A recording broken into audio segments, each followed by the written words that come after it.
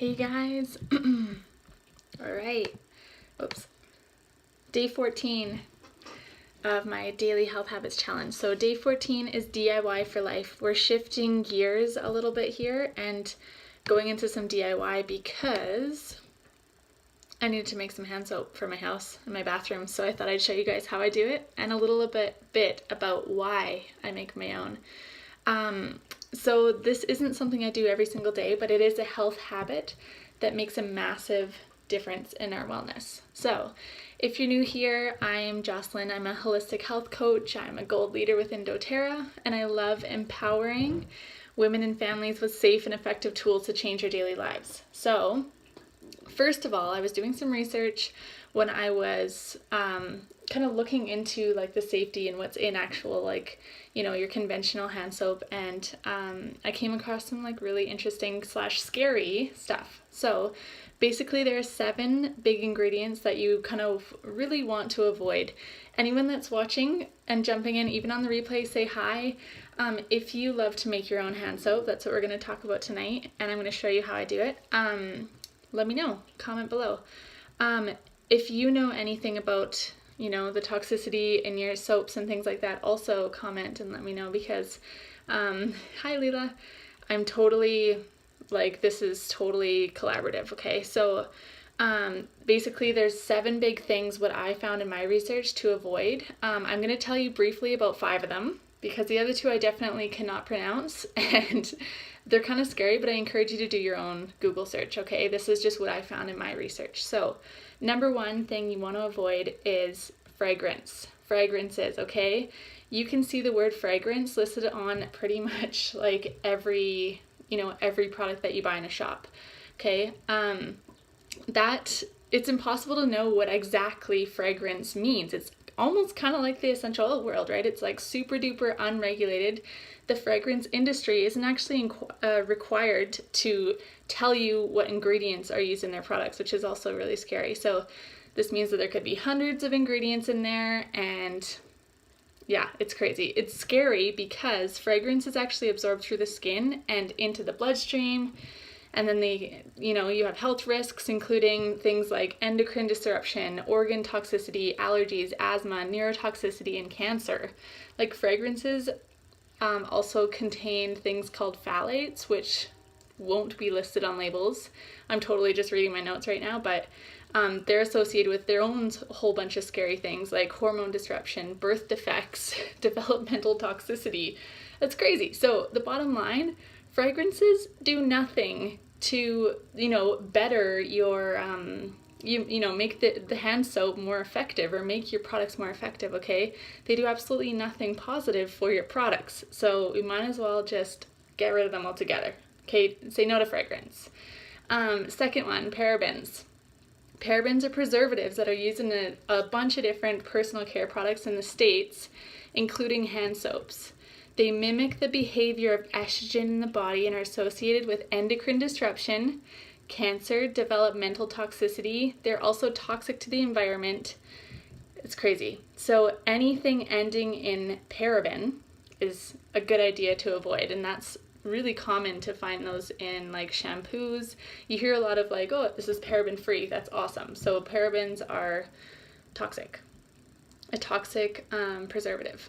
Okay, and then the number 3, SLES, or sodium lauryl sulfate. Okay, it's used as a surfactant and emulsifier to add foaming and sudsing benefits to hand soaps. The health concerns are organ toxicity, again, irritation of the eyes, skin and lungs.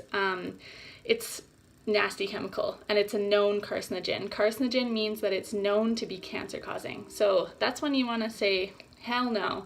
Next one, sodium lauryl sulfate, so that's an SLS. It's also a surfactant or whatever you call it, common in hand soaps, meaning it helps reduce surface tension and increases foaming power. So it's another foaming agent, horrible for the eyes, skin, lungs, and studies show concerns about non-reproductive organ system toxicity. It's crazy. So that's another one. Not good. It's bad for the environment, particularly aquatic life. So yeah, that's one that you kind of want to avoid too. And then the last one is triclosan.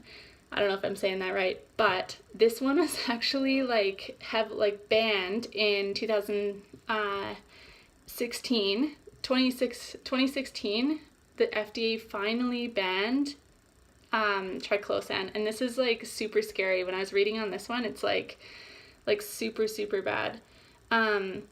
It shouldn't be in stuff on the shelves now. That's how bad it was. They were like, they gave them like 1 year, like all these manufacturers, like 1 year to get it off, like reformulate their products and get it out, or they had to like take their products off the shelf. So that one has like so many, I'm just finding that one in itself is like, if you know about this is scary stuff. So anyway, that's a little bit about, I don't want to like scare you guys by any means, but that's just what I found in my research, and it was really, really kind of gross. So that's pretty scary. So I'm going to show you how to make your own, and there's none of that stuff in there, and it's just awesome. Okay, so first what you're going to need is a foaming hand pump. I love foaming because it's super satisfying, and then we don't have to use any foaming agents. Okay, it comes, I have a little bit left in here, but it comes out like super awesome and satisfying. It's foamy, it's effective, and you don't need any of that foaming junk in there. The kids love it. It's awesome. So there was also a lot that I was reading about antibacterial stuff, and like, we don't need that heavy antibacterial stuff in our house, because the fact of the matter is that we're killing off almost too much of the bacteria, and bacteria is actually super smart, and it can it can become resistant to so many things super quickly. Anything that kind of comes in front of it, it finds a way around it in a sense. Okay, so we don't need those super harsh chemicals. We actually need something like a natural means to effectively get around it that way. Okay, so you have your foaming hand soap container, and then I like to add a tiny little bit of coconut oil, fractionated coconut oil. So just like, I am totally an eyeballer. I have a really hard time following recipes. So add a little bit of your coconut oil into there, and this is just like a little tiny bit of a moisturizer, okay? And then what you're gonna add is either, there's a doTERRA foaming hand wash, or you can use a Dr. Bronner's Castile soap. I love, love, love the unscented Bronner's, because what we just talked about all the fragrance and everything like that. So they do use essential oils in there, and unfortunately I like scoured the town today to try to find unscented, and I couldn't. So I settled for rose for this time. So I'm going to show you what you do. Basically, Sam says, yes, cut the chemicals, health is wealth. It's so true. It is so true. Okay.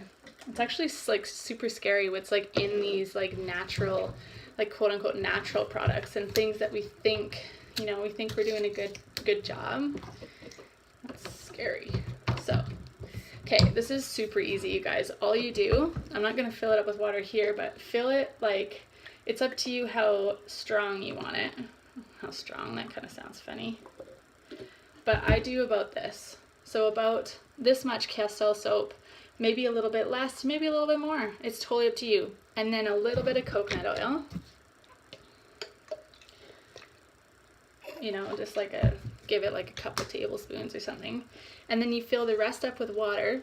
And then I choose my essential oils. I actually left my On Guard somewhere else. So I would choose On Guard, because On Guard is your protective blend. It's like scientifically proven to be effective at killing like all the things. Do your research, but even there's an awesome study about how it's, I'm trying to be compliant here. How can I be compliant?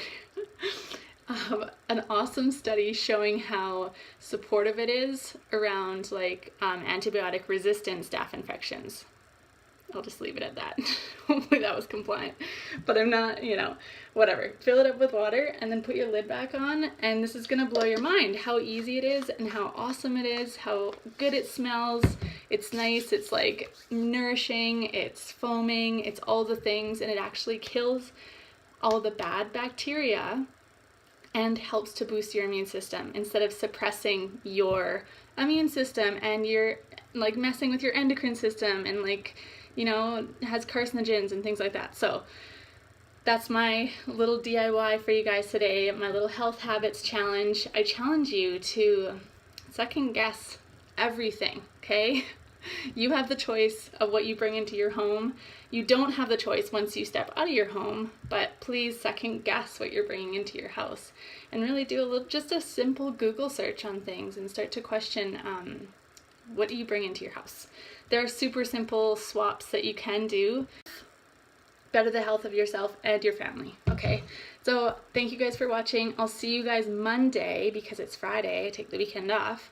It would be with my family. I'll see you Monday for number 15. So if you're enjoying, share, tag away. This is gonna live over along with all my other ones on my YouTube channel. Okay, have a good night, you guys, and I'll see you Monday.